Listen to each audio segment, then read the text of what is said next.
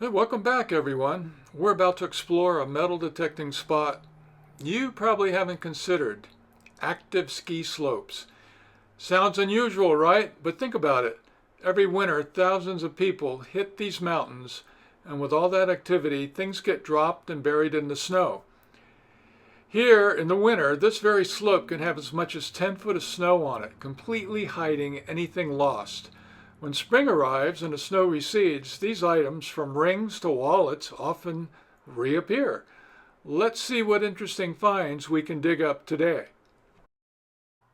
Here's a nice start. I found this cat pendant on the slopes. It's a Maneki Neko charm, a little lucky cat whose purpose is to attract good fortune. It started in Japan but is now recognized all over the world. Let's see if it brings us some good luck. Well, all right, take a look at this. It's an AirPods case right by this big rock. Let's open it up, and yep, the AirPods are inside. What's even more interesting is that it's engraved with a name on the outside. It'll definitely be interesting to see if these still work. If they do, this will be the third working set of AirPods that I've found.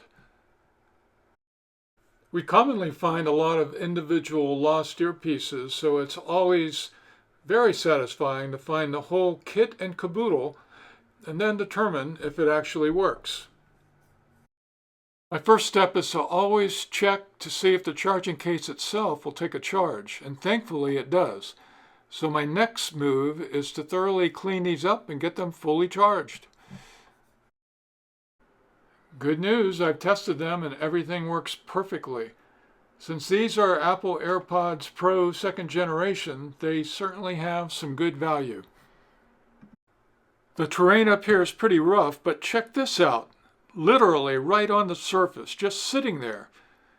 We've got a watch, even though one of the bands is gone. Oh well, hold on a second. This isn't just a regular watch. This is a Garmin smartwatch. The Garmin Instinct, to be exact. Okay, well, the first step is to charge it up, but wouldn't you know it? It has its own proprietary charging port. I'm going to have to find a compatible cable just to see if this thing will take a charge. I've got a cable now that I ordered from Amazon, but it's a knockoff, a cheap cable. Not the real deal from Garmin, so fingers crossed that it actually works. Success! Not only does this watch work and hold a charge, but all of its functions are working perfectly as well. With the watch working, all I need now is a band. I ordered a compatible one off Amazon, and hopefully that's all it takes to make this thing ready to go. With the new strap on, I'm happy to say this smartwatch is ready to go.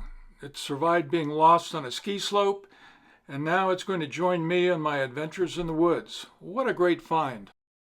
I made a discovery of this beastly chunk of steel, and with about 4 hours left of detecting, my dilemma was, do I keep this thing and haul it around, or leave it and keep my backpack light? Obviously, I chose to keep it.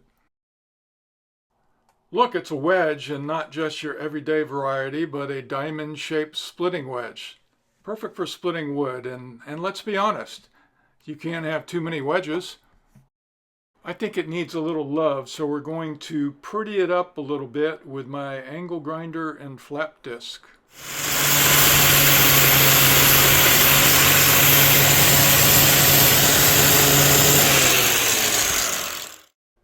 Well, I finished getting all the rust off, and you can see what a difference it makes.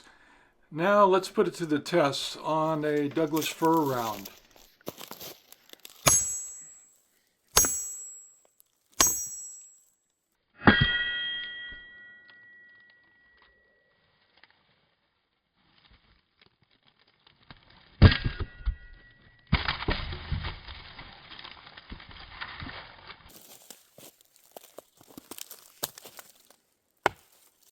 I think it was certainly worth hauling out of there. Okay, we're back on the ski run, and we're at cloud level up here, and you can feel it. It's way cooler than down in the valley. There are even little patches of snow still hanging around. This next signal is tiny compared to that wedge, but it's a really cool one.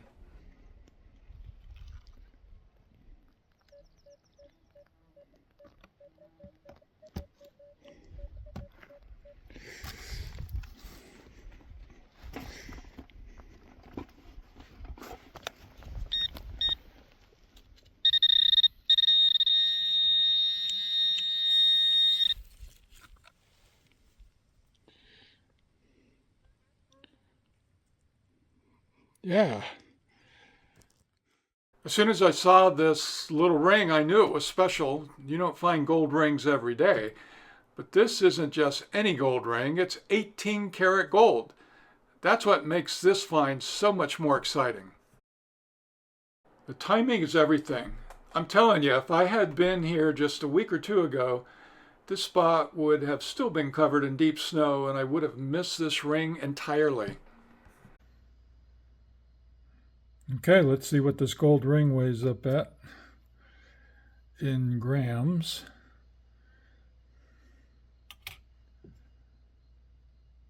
2.84 grams. Okay, let's talk numbers. With gold at around $3,400 an ounce, this 2.84 gram ring has a bullion value of about $230. I'll take that all day, every day. Okay, up there is where I found that gold ring, and I just found another ring on the way back. And it's gold colored, but I think it's gold plated. But anyway, 2 rings on this one ski run. Awesome. When I first looked at the hallmark, my eyes went right to the 18K. I was thinking, woohoo! But it's actually a 925 silver ring with gold plating. Boo-hoo. So this 3.60 gram silver ring has a bullion value of around $4. A pretty significant difference from the gold ring, to say the least. Speaking of silver, most ski areas in the United States were built in the 1950s and peaked in the late 1960s. During that time, a lot of people were losing money, and the pre-1965 U.S. dimes and quarters were primarily made of silver. We find a lot of coins out here, but it's special to find a silver one. Just in bullion value, they're worth roughly 29 times their face value. So with silver at $40 an ounce, this 1963 dime I found is actually worth about $2.90 today. I find pocket knives all the time, but they're usually just rusty messes that I end up tossing in the recycling. This one, however, looks like it's in surprisingly good condition. Turns out this is a Kershaw Model 1830 pocket knife. I can't believe it. It looks practically brand new with just a few scratches on the blade. Believe it or not, this is the second Kershaw 1830 I've come across. These are decent knives, usually around $25. The best part, they have that sweet flip action to open them.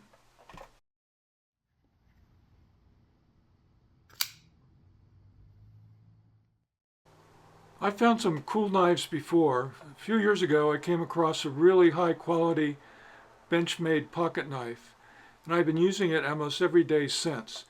You know, these knives start out at around $150, so that was a pretty amazing find. You just never know what you'll find up here. Looks like some sort of portable firefighting equipment, a smoke chaser to be exact. It's odd to think someone would leave this behind, especially since a new one costs around $200. You can always count on finding a ton of aluminum cans. These are a few I brought back in my backpack. In Oregon, where we have a deposit law, each of these is worth 10 cents. One interesting observation, not just with these 7 cans, but in general, is that probably 99.9% of the cans that we find on the ski slopes have some degree of alcohol in them. They're either beer cans or whatever this thing is, hard cider, 6%. Cocktail, margarita cocktail. 12%. Oh man. That'll get you going on this ski slope. Now, I'm not sure if there's a direct correlation with alcohol consumption, but we find a heck of a lot of keys and cell phones on these slopes. Sometimes we can actually return the phones to their owners, but other times it's just a lost cause. There's a disc golf course on a section of the ski area that's really popular in the summertime, but of course some of the discs are inevitably lost in the brush and found by, well, you know who. When you metal detect, you dig up a lot of metal, and most of it's just trash, but all metal can be recycled or scrapped, so that's exactly what I do with it. I found this interesting small section of cable right beneath the ski lift.